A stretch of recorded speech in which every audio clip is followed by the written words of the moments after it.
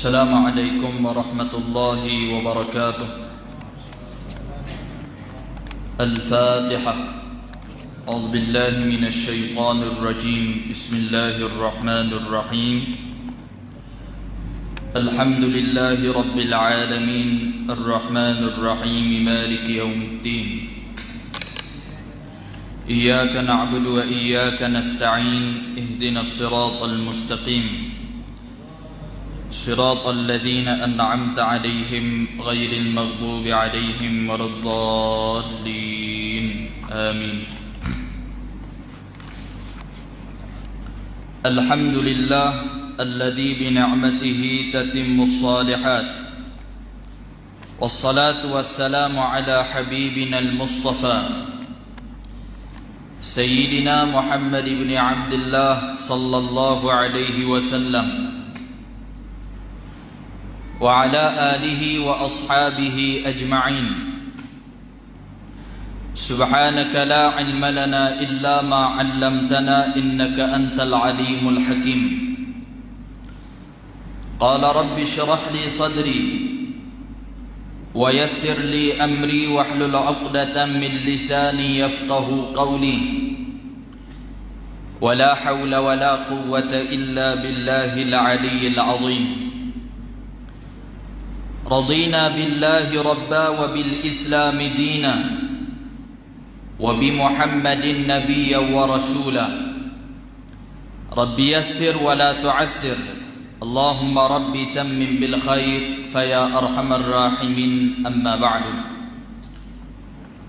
Makasih pada Al-Fadhil pengerusi majlis, merangkap pengerusi masjid, merangkap tuan imam, seluruh ahli pegawai masjid, seluruh barisan ahli jawatan kuasa masjid, ashabul fadilah, para asatizah, para ustaz, para ustazah, guru-guru, tuan-tuan, puan-puan, para pimpinan masyarakat, para pemuda seluruh yang hadir pada malam ni. Mudah-mudahan kehadiran dan pertemuan kita pada malam ni mengundang keberkatan dan rahmat daripada Allah Subhanahu wa ta'ala. Amin ya rabbal alamin.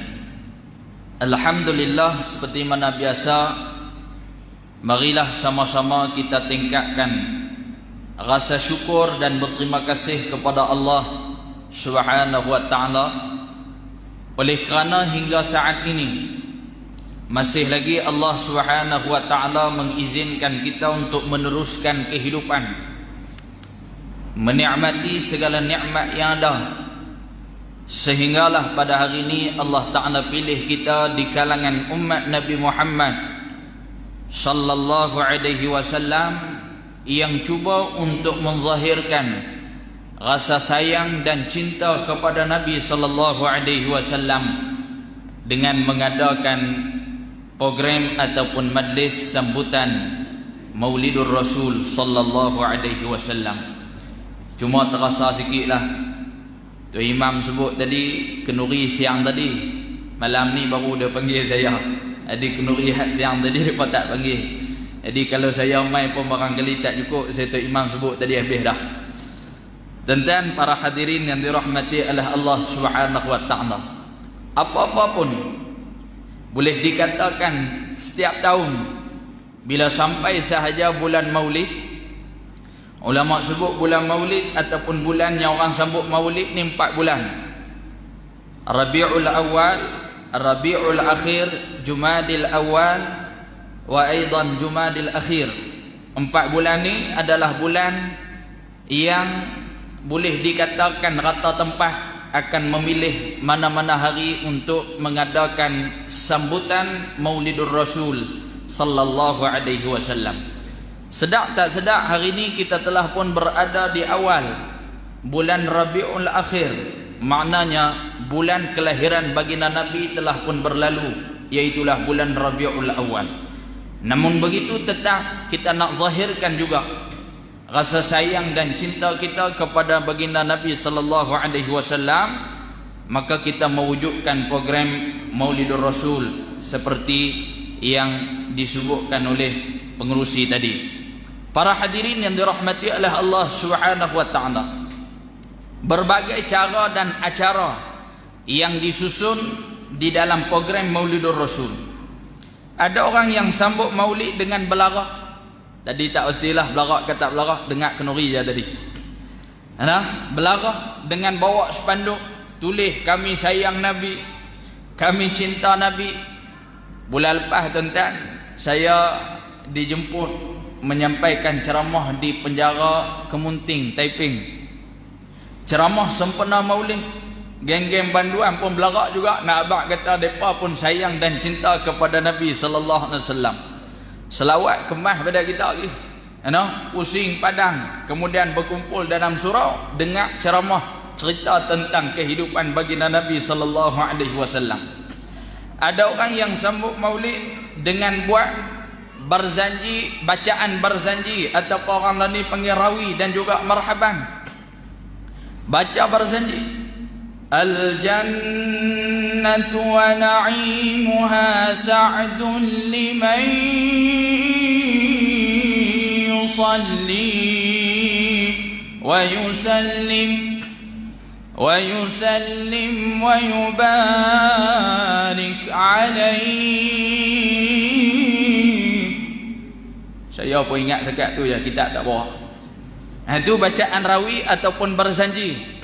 Ada yang marhaban, ada yang berselawat ramai-ramai, ada yang buat qasidah malam cinta Rasul. Ya hanana, ya hanana, kata tempat tu buat.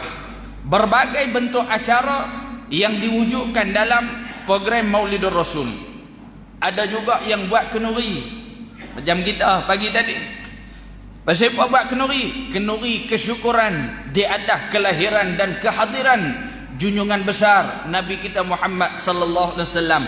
Dan kebanyakan tempat bila dia mewujudkan sambutan maulid itu, dia tak lupa untuk selitkan dalam majlis ataupun sambutan itu dengan menjemput para asatizah ataupun guru-guru untuk memberi penerangan berkaitan dengan kisah kehidupan baginda Nabi sallallahu alaihi wa alihi wa sahbihi wasallam. Inilah antara bentuk-bentuk program ataupun acara yang diisi dalam program tersebut. Walaupun berbeza acara, walaupun berbeza tempat, tetapi tema umumnya lebih kurang sama, iaitulah sambutan Maulidur Rasul. Apa matlamatnya? Matlamatnya satu, nak melahirkan dan menzahirkan rasa sayang dan cinta kepada junjungan besar Nabi kita Muhammad sallallahu alaihi wasallam.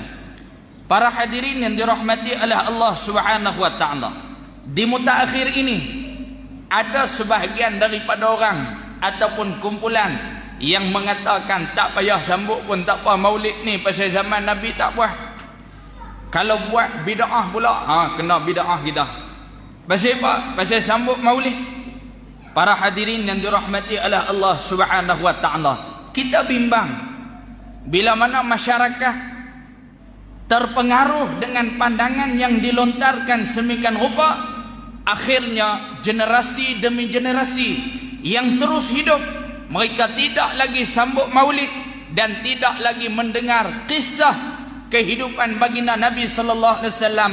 Yang kita bimbang generasi akan datang tidak mengenali siapakah junjungan besar Nabi kita Muhammad sallallahu alaihi wasallam.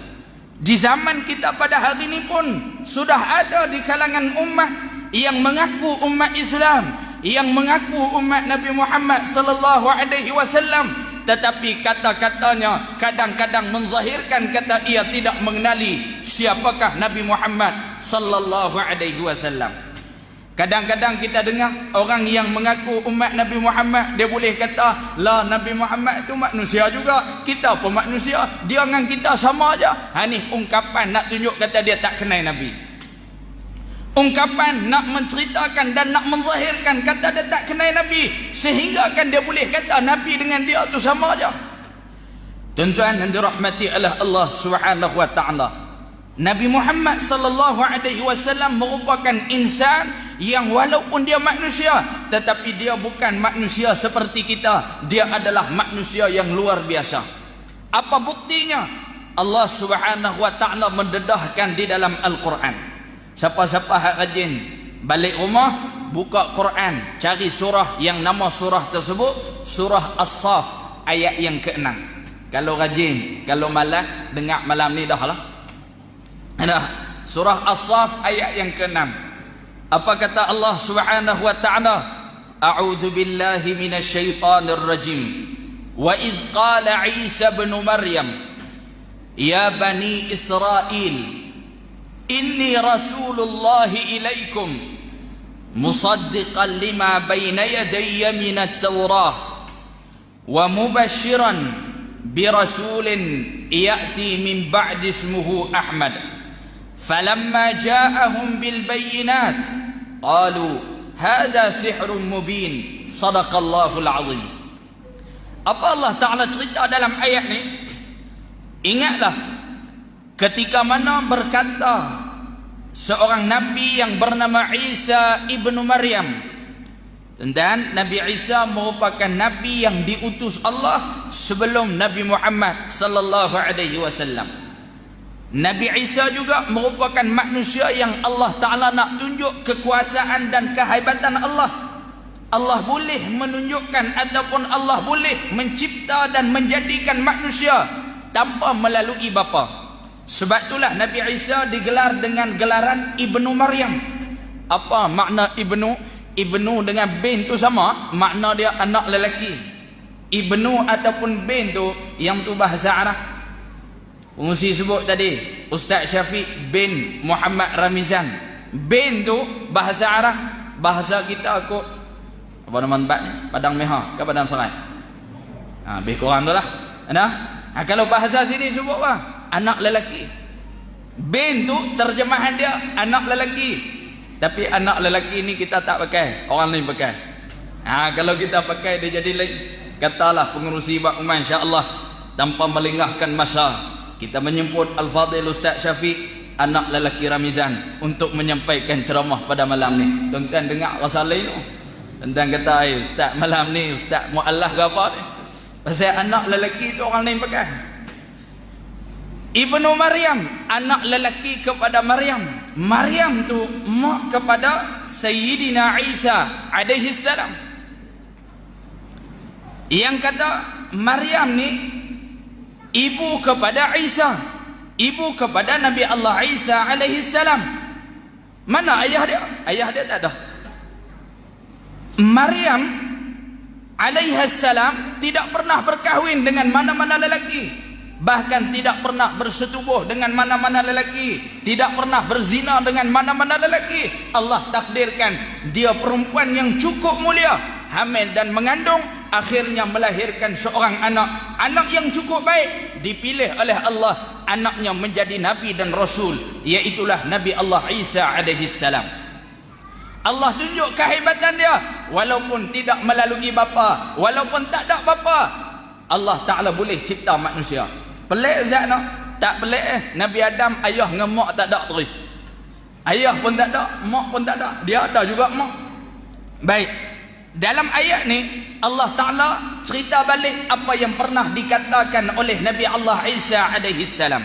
Idh qala Isa bin Maryam, ingatlah ketika mana berkata Nabi Allah Isa alaihi salam ibnu Maryam, dia berkata kepada kaumnya, ya Bani Israel, wahai Bani Israel. Bani Israel ni, Bani ataupun Banu ni dengan makna keturunan. Israel gelaran untuk Nabi Allah Yaqub alaihi salam.